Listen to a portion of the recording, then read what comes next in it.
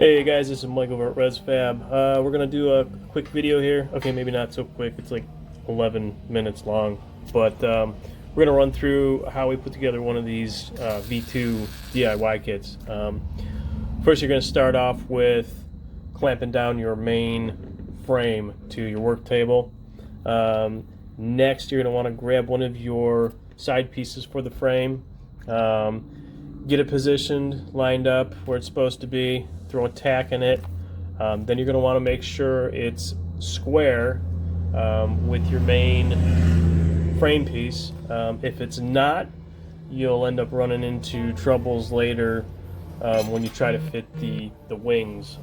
Make sure you don't tack the bottom corner of this piece until after you've made sure it's square with your main piece. Otherwise, you're going to have trouble pivoting it right or left to make sure it's square. Once you have everything tacked up and square on one side, you can move to the other side and repeat the process. Make sure it's square. Throw at least 3 tacks in there, and then you can fully weld both sides.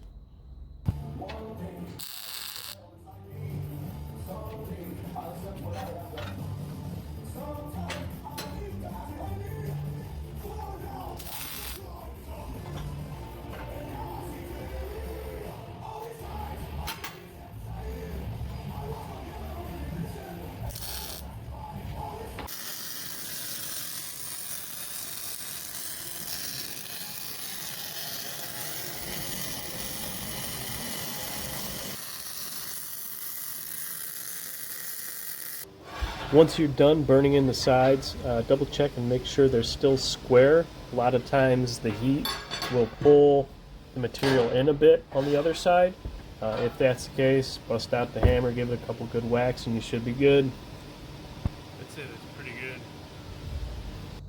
Next, you're going to want to position the frame gusset in the center of the main frame and tack it in place. Once you're happy with fitment, go ahead and fully weld it.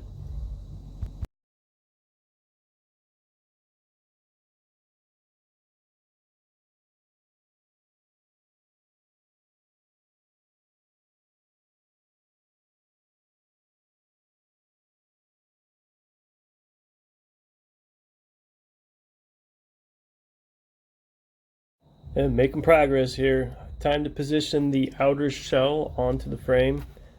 This can be a little tricky at first, but you're going to want to make sure that the edge of the outer shell is lined up with the center of the side frame pieces. This is why I was so adamant about making sure everything was square when you were tacking and welding up the side pieces.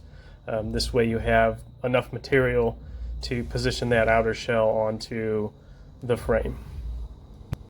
Once you've got the outer shell positioned and tacked into place, go ahead and grab your shackle mounts, fit those into the slots on the shell. You're going to want to leave yourself about, I don't know, a ½ inch to 3/4 of an inch of a gap on the shackle mount so you have something to weld to later. Once you've made sure the shackle mounts are straight and they look good, you can go ahead and flip the bumper over and burn in those shackle mounts to the side frame pieces.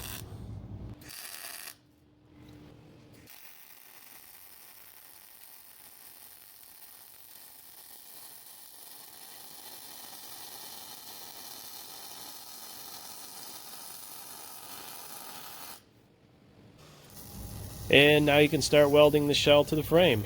You can stitch weld it, or you can run full welds like you see here in the video. It really doesn't matter. I prefer running full welds. If you don't want to run a full weld, so be it. Do stitch welds.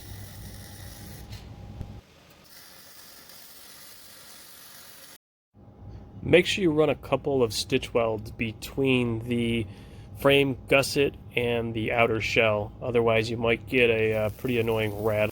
Time for the longest weld of the bumper. There's really nothing special you need to do here. Get in a comfortable position and burn it in.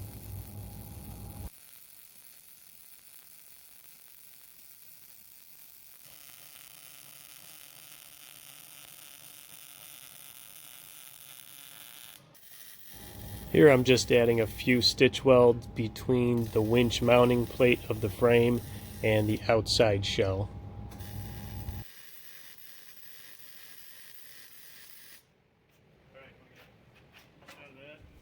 One, two, three, four, five, six.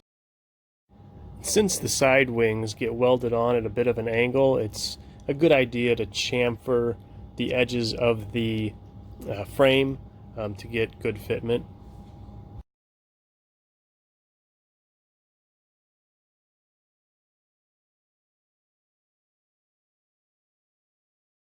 I typically start by lining up the two top flat pieces and tacking them in place, and then I'll go back and pull the underside kind of up and in, and then tack it in a few more places.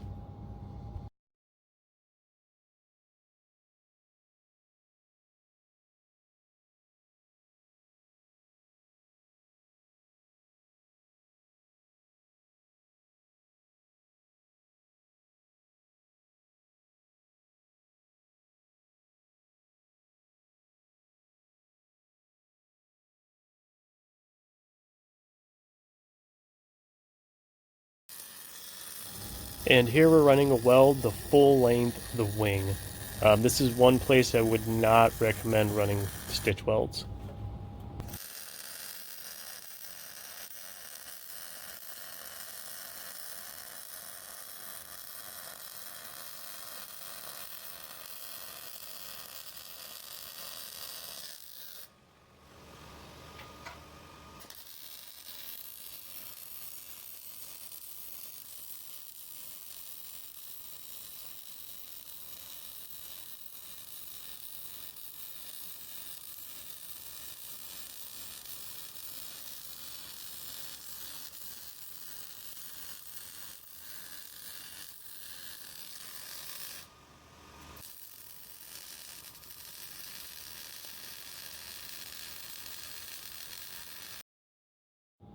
Once you've got your wing burned in, go ahead and grab your light housing and position it over the hole in the wing and weld it in place.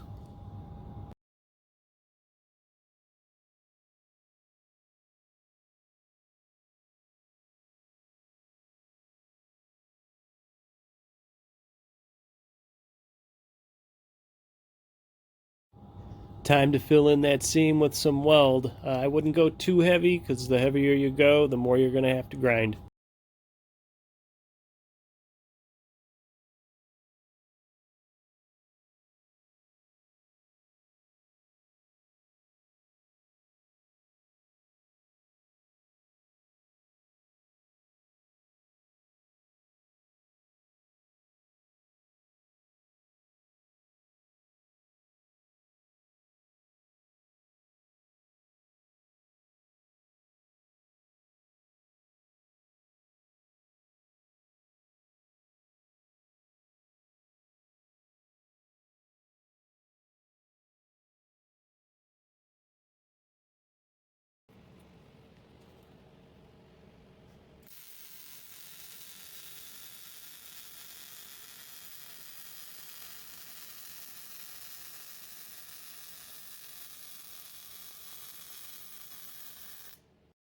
Let the grinding fun begin.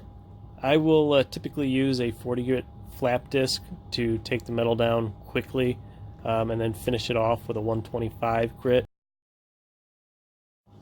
I'd also recommend keeping the flap disc as flat as possible. You can go to about 5 to 10 degrees without doing too much harm to the base metal, but still I try to keep it pretty flat. Once you start throwing higher angles on it, you'll start gouging the base metal, and then it can look real ugly once you powder coat it or paint it.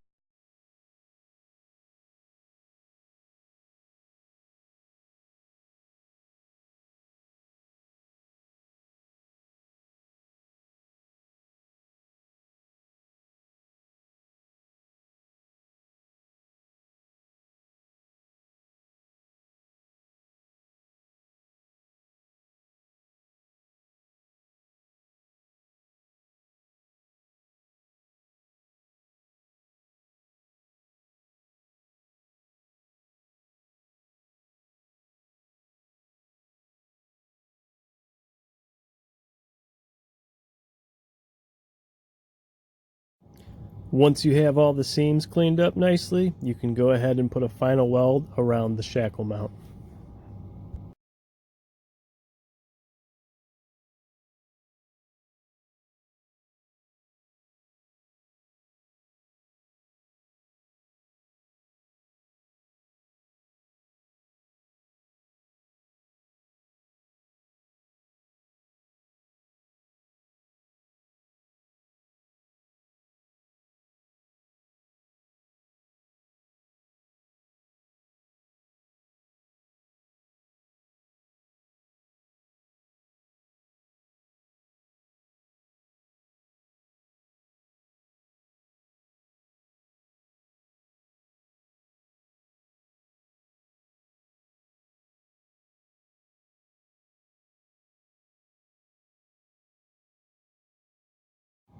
And that's it.